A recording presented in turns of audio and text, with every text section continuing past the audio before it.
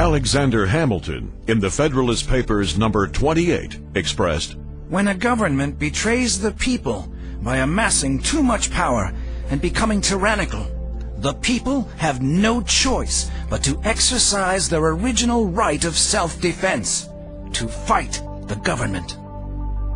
In the Federalist Papers number 46, James Madison, the father of the Bill of Rights, argues, "The ultimate authority resides in the people, and that if the federal government got too powerful and overstepped its authority, then the people would develop plans of resistance and resort to arms."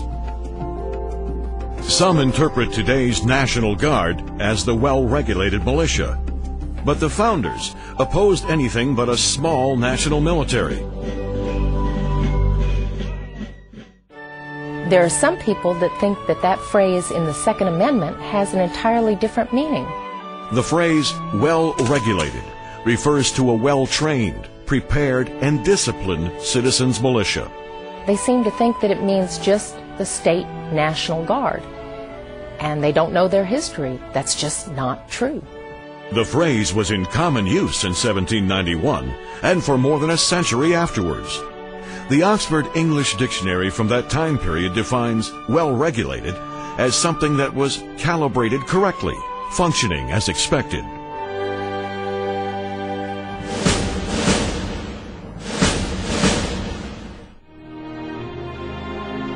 Fact number 4. A well-regulated militia being necessary to the security of a free state, the right of the people. Further evidence that a well-regulated militia being necessary to the security of a free state does not refer to the National Guard is supported by recent research. The writing style of the late 18th century legal documents typically began with a preamble. The purpose of the preamble was to state a purpose, not a limitation. New Hampshire's Constitution, written in 1784, begins with a preamble. "The liberty of the press is essential to the security of freedom in a state. It ought therefore to be inviolably preserved." The Constitution has a preamble. "We, the people of the United States, in order to form a more perfect union, establish justice, ensure domestic trade." The Bill of Rights has a preamble. "The conventions of a number of the states, having at the time of their adopting the Constitution, expressed a desire in order to prevent misconstruction or abuse of its powers, that further declaratory and restrictive clauses should be added."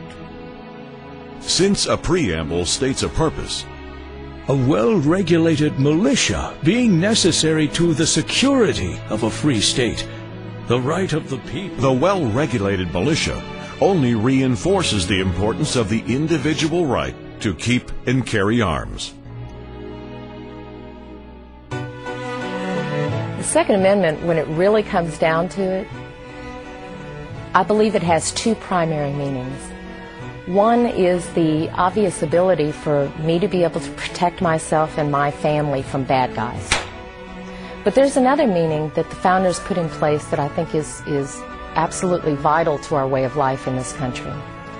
It's the ability for all of us out here to be able to protect ourselves from a government that could become tyrannical.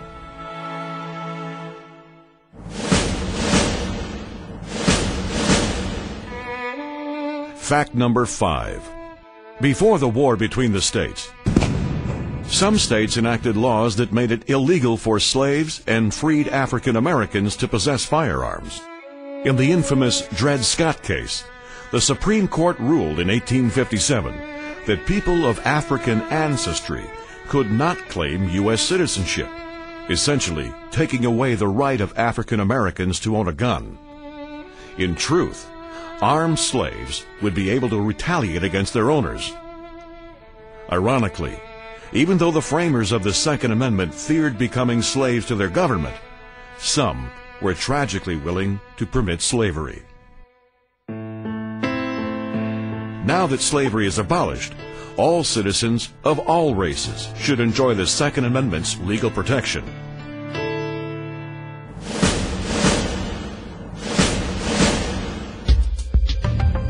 Fact number 6. Over the past 60 years, the interpretation of the term well-regulated militia has come under fire from the Federal Circuit Courts of Appeal and many lower court judges. Those judges have wrongly ruled that the right to keep and bear arms doesn't apply to individuals, but have wrongly interpreted militia to mean the National Guard. But the words well-regulated militia had a far different meaning at the time the Second Amendment was written. In today's world, well-regulated is associated with intense government regulation. At the time the Second Amendment was drafted, the term didn't need to be defined. Colonial militias had been in existence for 150 years. With the exception of millers, ferrymen, and slaves, every adult male was required to join. It was your duty to report for service 4 to 6 times a year. You were required to have your own musket, bayonet, ammunition, and knapsack. If you were unable to supply your own firearm, the militia would provide you with one. Militias were well organized, well regulated, with the men reporting to an appointed captain. Not only did you have the right to own a firearm, it was your duty.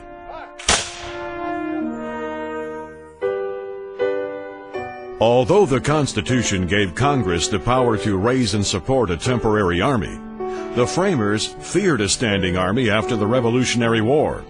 The overriding purpose of the Second Amendment in guaranteeing the right of the people to keep and bear arms was to maintain a check on the standing army.